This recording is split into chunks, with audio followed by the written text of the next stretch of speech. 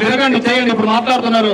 ఎప్పుడైనా కానీ మీ సందులలో కానీ ఇది కానీ నేను తిరిగాను కాబట్టి గుడ్ మార్నింగ్ లో అక్కడ రోడ్లు కావాలా, కాలువలు కావాలని, అంటే ప్రతి ఇంటికి సంక్షేమం ఏ విధంగా అందాలో అభివృద్ధి కూడా ఆ విధంగా అందించాలనేది మా ఆలోచన. ప్రతి దానికి ప్రతిపక్షాల రూపంలో ఉంటాయి. నేను సూర్య అంటే చదువు సంధ్యాలు ఏందో అనుకోవచ్చు. సూర్యనారాయణ చదువుకున్నాడు కదా, ఆలోచన చేయాలి కదా, ఎవరు ఏం చేస్తాను చెప్తా అంటారు చాలా మంది. ఎన్నో రాజకీయంగా నువ్వు చాలా ఎదగాలి కోరుకుంటున్నప్పుడు అవగాహన రాజకీయంగా కాకుండా అభివృద్ధి మీద ఒక ఆలోచన విధానం ఏదో ఉండాలి. పొద్దున్న లేచిన నుంచి మా ఆలోచన చంపుతాం ఓ ఎడముక్కులో రాస్తాడు. మనిషి ఏడని పెట్టుకోండి, ఎడముక్కుగా అంటే రోడ్డు బెదిరిస్తాడు. ఇట్లా బుట్ట బెదిరింపులు ఎవరిని చూస్తుంటావు? హలో, ఎవరికి కావాలి అని ఇక్కడ కూడా చూడండి. ఈ రోడ్డే ఉండే, ఈ రోడ్డు సింగిల్ రోడ్డుగా ఉన్నప్పుడు అసలు మామూలు ఉండేనే ఇబ్బంది పరిస్థితి. ఈరోజు 4 లైన్ 4 లైన్ చేసినా కానీ నడవడానికి ఇబ్బంది. ఒకరు రోడ్డు ఇటు నుంచి అటు రోడ్డు క్రాస్ చేయాలనే ఇబ్బంది. నాకు అనిపిస్తుంది అదే ఊరి కోసం చేసి మా జనం కోసం చేసి ఈ తిట్లు తినాల్సిన కర్మ పట్టింది ఏందని. డబ్బులు ఇవ్వకుండా చేస్తా అంటే కొంచెం డబ్బులు ఇచ్చినాక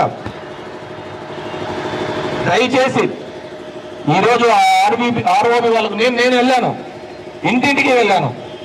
ఇంటింటికి వెళ్ళి ఒక ఎమ్మెల్యేగా నేను వాళ్ళని రిక్వెస్ట్ చేసుకున్నాను, సహకరించండి అయ్యా బాబు అని. ఇది నా కోసం రావటం లేదు, సహకరించటం. చట్ట ప్రకారం మీకు రావాల్సిన ప్రతి రూపాయి అందిస్తాము అని చెప్పినారు. చట్ట ప్రకారం మీకు రావాల్సిన ప్రతి రూపాయి ఇప్పించే బాధ్యత నాది, సహకరించండి అయ్యా అని చెప్పినారు. ఏదో విధంగా లిటిగేషన్లు పెట్టుకుంటా ఏదో 14 నెలలు కోర్టు చుట్టూ తిరిగినాను. ఇది కోర్టులో స్టే ఉంటే 14 నెలలు పోయి నాయన ఇది అయిపోగొట్టండి అయ్యా, మా ధర్మవరానికి ఉపయోగపడుతుంది. ఇళ్ల పట్టాలకు ఇస్తామంటే ఇళ్ల పట్టాలకు కోర్టుకే. ప్రతి దానికి కూడా అభివృద్ధికి అడ్డం పడుతూ వస్తున్న సందర్భాలు నేను చెప్తున్నాను. ఈరోజు కేవలం ఈ టర్ములోనే కేవలం మన నియోజకవర్గంలో 5,000 కోట్ల రూపాయలకు అభివృద్ధి కార్యక్రమాలు చేయడం జరిగింది. మేము శ్వేతపత్రం సోమవారం నుంచి గడప శ్వేతపత్రం ద్వారా ఇవ్వదలుచుకున్నాం. ఏ దానికి ఎంత డబ్బులు ఇస్తున్నాము, ఏ దానికి ఎంత పెడుతున్నాము అని చెప్పి. జిల్లాలోని రిజర్వాయర్కి 668 కోట్లు, Mudigubba outer ring road Bathalapalli దానికి 635, గ్రీన్ఫీల్డ్ ఎక్స్ప్రెస్ హైవేకి 692 కోట్లు, అదాని వాళ్ళ సోలార్ ప్లాంట్కి 2,250 కోట్లు, ఎంఐజీ లేఅవుట్ దానికి 132 కోట్లు, రైతులకు ఉపయోగపడే విధంగా ఉండడానికి హెచ్విడిఎస్ కొత్త సబ్స్టేషన్లు ట్రాన్స్ఫార్మర్లకు 250 కోట్లు, వాటర్ స్కీమ్లకు మున్సిపాలిటీలో దగ్గర వాటర్ స్కీమ్ మేము చేసేది 200 కోట్ల రూపాయలకు అభివృద్ధి చేయడం జరిగింది.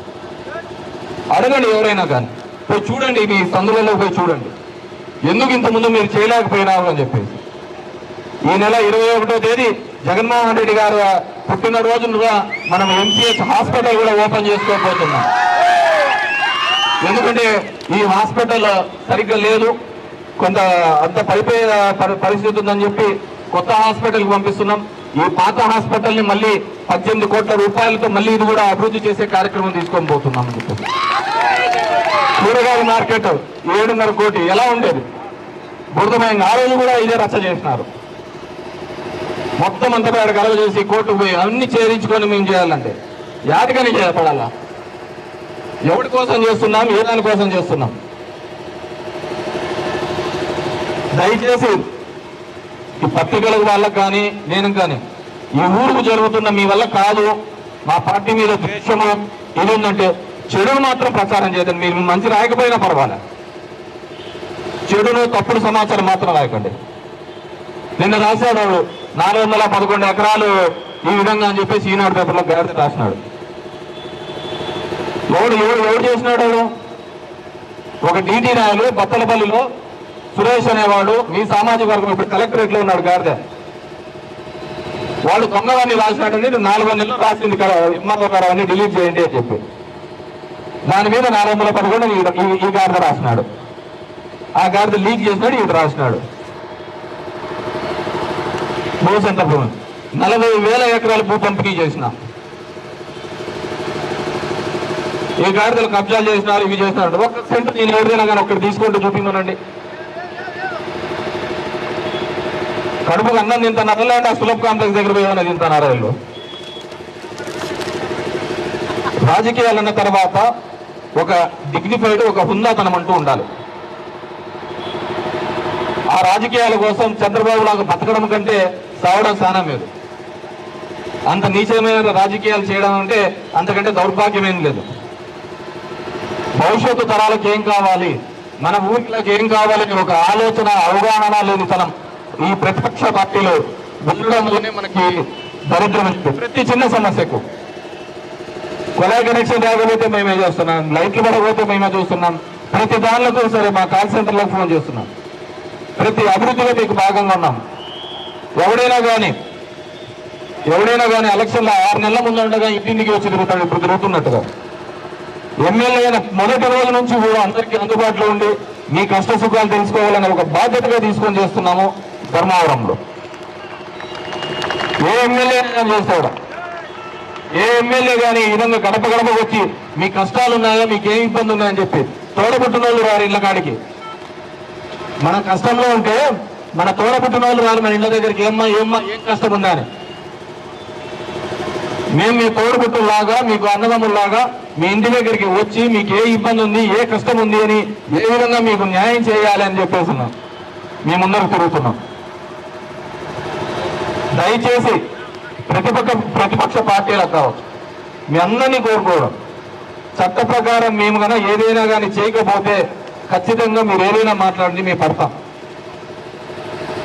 చట్టం లోపల చేస్తూ ఈ ప్రాంతం, ధర్మవరం ప్రాంతం అభివృద్ధికి మేము ముందుకు అడుగులు వేస్తున్నప్పుడు దయచేసి మాకు సహకరించండి.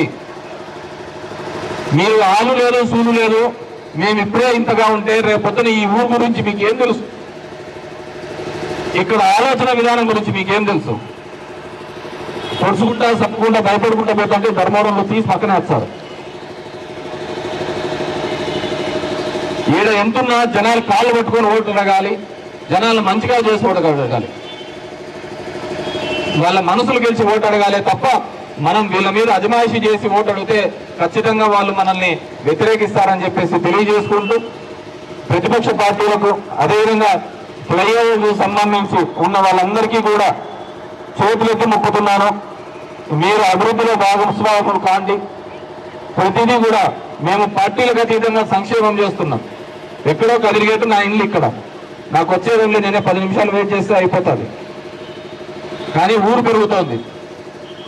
ఆ ఊరు తగ్గట్టుగా, ఎందుకంటే నేను గతంలో కిరణ్ కుమార్ రెడ్డి కాంగ్రెస్లో ఉన్నప్పుడు, ఎమ్మెల్యేగా ఉన్నప్పుడు అదే ఫ్లైఓవర్ మొత్తం రాష్ట్ర ప్రభుత్వం డబ్బులతో చేయించిన. ఎక్కడే కానీ ఆంధ్రప్రదేశ్ చరిత్రలో ఎప్పుడు లేదు. రైల్వే వాళ్ళు 50, రాష్ట్రం 50 పెట్టుకోవాలి, కానీ మొత్తం నేను తీసుకొని వచ్చినాను. ఆ టైంలోనే దాన్ని ఎస్టిమేట్ చేపిస్తే 30 కోట్లు అన్నారు ల్యాండ్ ఎక్విజిషన్కి. దీనికి ఈరోజు 80 కోట్లు అయింది. ఒకసారి గెజిట్ అయిపోయిన తర్వాత మళ్ళీ భూమి రేట్లు పెరగవు, ఏది పెరగవు. అందరూ మార్కెట్ రేట్ అంటారు, మార్కెట్ రేట్ ప్రకారం తీసుకోరు. ఎక్కడైతే రిజిస్టర్ వాల్యూ ఉందో దానికంటే 225% పెంచుతారు. బిల్డింగ్ మీద, స్థలం మీద 150% పెంచి ఇస్తారు. దయచేసి మీ అందరికీ తెలుసు, ప్రతిపక్షాలు అభివృద్ధి నిరోధకుల వారు ఉచ్చులో పెడి మన ఊరి అభివృద్ధిని ఆపద్దండని చెప్పేసి మనసా వాచ మిమ్మల్ని అందరినీ కూడా చేతులు జోడించి కోరుకుంటున్నాను. ఇది మన ఊరు, మన ఊరిని మనమే అభివృద్ధి పరచుకోవాలా. 6 నెలలు కూడా వస్తూ ఉంటాడు, పోతా ఉంటాడు, వాళ్ళ లెక్కాసారమే కాదు అనుకో. ఈ 17 సంవత్సరాలుగా నేను ఇక్కడ ఎమ్మెల్యేగా ఉన్నాను, అపోజిషన్ పార్టీలో ఉన్నాను. మా నాన్న 5 సంవత్సరాలకు ఇక్కడ ఎమ్మెల్యే ఉన్నాడు. ఏ రోజు ఒక్కరిని కూడా ఇబ్బంది పెట్టనే పరిస్థితి లేదు. ప్రతిరోజు ప్రతి సందర్భంలోనూ ఇక్కడ యొక్క ప్రజల యొక్క మనసును గెలుచుకోవాలని ఒక తాపత్రయం మాత్రమే పడ్డాం తప్ప ఇది నా నియోజకవర్గం, ఇక్కడ ఉన్న ప్రతి ఒక్కరూ నాకు సంబంధం అని చెప్పేసి పద్ధతికి చూస్తున్నాం. కాబట్టి దయచేసి మీరందరూ కూడా ఈ అభివృద్ధి కార్యక్రమాల్లో సహకరించాలని చెప్పేసి మరింత ముందుకు తీసుకొని పోవడానికి, ఎందుకంటే ఎలక్షన్లకు 3 నెలలు ఉన్నాయి. మీరు ఆలోచించుకోవాలా, మనమందరం కూడా ఆలోచించుకోవాలా.